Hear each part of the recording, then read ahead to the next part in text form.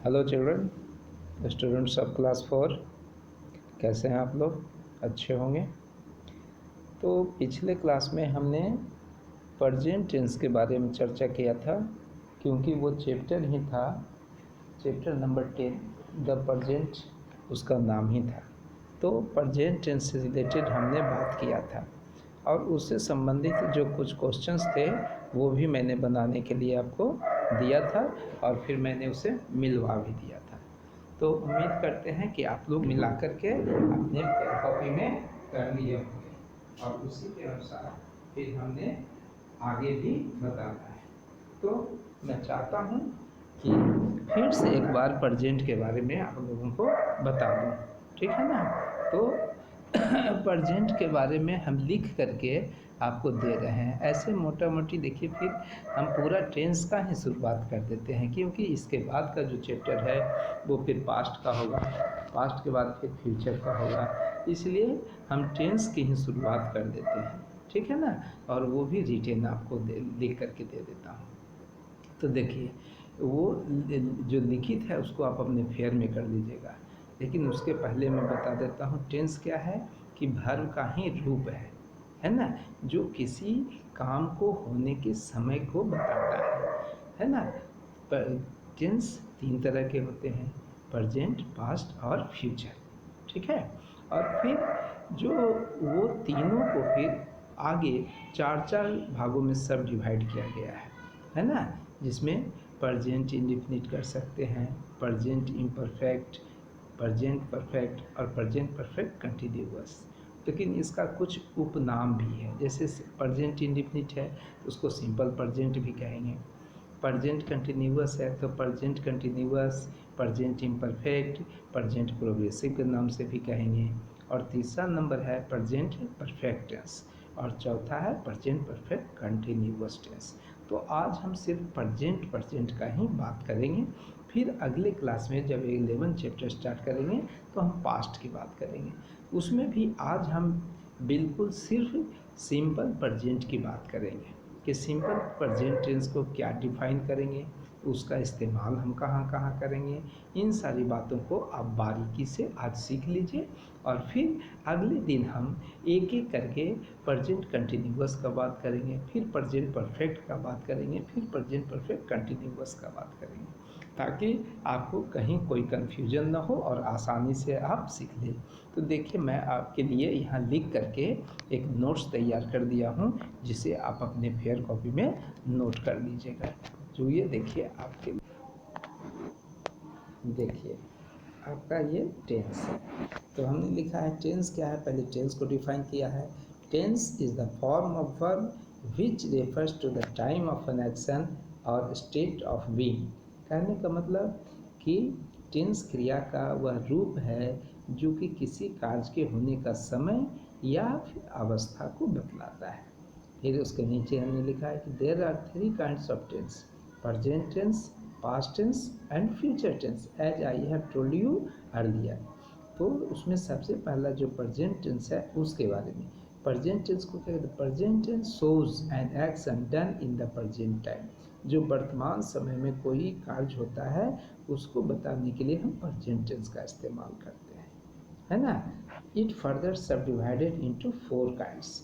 आगे इसको 4 भागों में फिर विभाजित किया गया है, जिसको अभी अभी मैंने बताया था, आपको समझाया था कि जिसका नाम पहला का सिंपल प्रेजेंट या प्रेजेंट इंडेफिनिट टेंस के नाम से कहते हैं, दूसरा था प्रेजेंट कंटिन्यूअस या प्रेजेंट इम्परफेक्ट या प्रेजेंट प्रोग्रेसिव के नाम से जानते हैं, और तीसरा नंबर में है प्रेजेंट परफेक्ट टेंस, और चौथा में है प्रेजेंट परफेक्ट कंटिन्यूअस टेंस।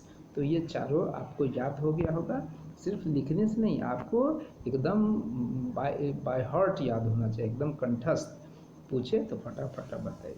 अब आगे हम प्रेजेंट इंडेफिनिट टेंस के बारे में जानेंगे, जो सबसे पहला सिंपल प्रेजेंट या प्रेजेंट इंडेफिनिट टेंस। तो इसके बारे में हमने डिफाइन किया है कि present indefinite tense shows an action done in the general way in the present time. माने वर्तमान समय में आम तौर पे कोई काम किया जाता है तो प्रेजेंट इंडेफिनिट टेंस को दर्शाता है। जैसे क्या कहते हैं कि कहेंगे my mother goes to the temple daily, मेरी माँ रोज़ मंदिर जाती है। तो ये वर्तमान समय में और ये जनरल वे में जाने का काम हो रहा है ना। Your father takes breakfast at 8 AM, आपके पिताजी रोज़ 8 बजे नाश्ता करते हैं। अब देखिए कहाँ कहाँ यूज होगा, किस किस जगह पे हम प्रेजेंट इंडेफिनिट टेंस का यूज करेंगे। तो सबसे पहला present indefinite tense is use to show a habitual action, माने आदतन जो कार्य किया जाता है, जो कार्य होता है उसको दिखाने के लिए। जैसे कहेंगे Ravi goes to school every day, school जाने का काम रोज करता है, ये हैबिट है उसका, तो हैबिचुअल एक्शन बता रहा है, इसलिए रवि गोज हो गया। ये तो आपको मालूम है कि इसमें V1 या V5 लगता है, इसकी चर्चा हमने पहले भी किया था। उसके बाद चाइल्ड ड्रिंक्स मिल्क डेली, बच्चा रोज़ दूध पीता है, तो डेली का काम है यानी हैबिचुअल है। दूसरा it is use to express universal truth, जो सर्वदा सत्य है, बिल्कुल यथार्थ है, उसको कहते हैं। जैसे कहते हैं सूर्य पूर्व में उगता है, इस बात को कोई नहीं काट सकता, बिल्कुल सत्य बात है। तो इसके लिए भी हम सिंपल प्रेजेंट टेंस का इस्तेमाल किया। द सन राइजेज है ना V5, तो ये सिंपल प्रेजेंट है। फिर honesty is the best policy, ईमानदारी सर्वोत्तम नीति है, तो ये भी सिंपल प्रेजेंट टेंस को बता रहा है। उसके बाद आइए नेक्स्ट दिशा में कि simple present tense use to, है ना, used in exclamatory sentences to express what is actually taking place at the present time। इसका इस्तेमाल हम एक्सक्लामेटरी सेंटेंस में करते हैं, यानी विस्मयादि बोधक वाक्य में, यह दिखाने के लिए कि उस समय वास्तविक में क्या हो रहा है। जैसे उदाहरण के तौर पे हम कहें हेयर कम्स द ट्रेन, कहते हैं देखो वहाँ ट्रेन आ रही है, आश्चर्य व्यक्त कर रहा है। सी हाउ जूली डांसेस, कहते देखो जूली कैसे नाच रही है, यानी आश्चर्य व्यक्त कर, एक्सक्लेमेटरी सेंटेंस है, इसीलिए डांसेस हो गया, यहाँ कम्स हो गया। चौथा और अंतिम present tense, present indefinite tense is used to indicate a future event, है ना, that is a part of the plan. पहला है प्रेजेंट इंडेफिनिट टेंस का इस्तेमाल हम भविष्य में आने वाले घटना को दिखाने के लिए करते हैं, जिसकी योजना हमें पहले से मालूम होती है, यानी जिसके बारे में जानकारी हमें पहले से मालूम होती है, तो उसके लिए भी हम सिंपल प्रेजेंट या प्रेजेंट इंडेफिनिट टेंस का इस्तेमाल करते हैं। जैसे कहेंगे my father lives for Mumbai tomorrow, देखिए जाएंगे कल, मेरे पिताजी कल मुंबई के लिए रवाना होंगे। अब देखिए वो होंगे कल, लेकिन हमें पहले से मालूम है, इसलिए क्या हो गया, लिव्स हो गया। उसके बाद when does the school open, school कब खुलती है, तो देखिए कब खुलेगी, आने वाली, लेकिन अभी प्रेजेंट में बात हो रहा है, इसलिए हम जो फ्यूचर में इवेंट होने वाला है उसका प्लान हमें पहले से मालूम है, तो वैसे सेंटेंस का अनुवाद करने के लिए भी हम सिंपल प्रेजेंट टेंस का इस्तेमाल करेंगे। तो आज के लिए बस इतना ही बच्चों, आप लोग अच्छी तरह से इसको समझ लीजिएगा, ठीक। फिर हम अगले पीरियड में प्रेजेंट कंटिन्यूअस का बात करेंगे अगले दिन।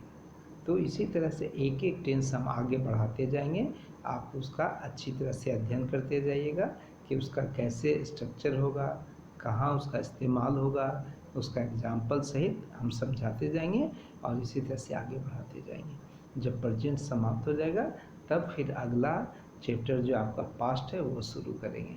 तो हम समझते हैं 1-2 दिन में प्रेजेंट को समाप्त कर देंगे, ठीक है। यदि आप समझ गए हो तो बहुत अच्छी बात है, और यदि नहीं समझ में आया है, कुछ प्रॉब्लम है, तो आप बेशक हमसे पूछ सकते हैं, ठीक है ना। तो हम अगले क्लास में मिलते हैं। धन्यवाद for watching the video. Okay, thank you.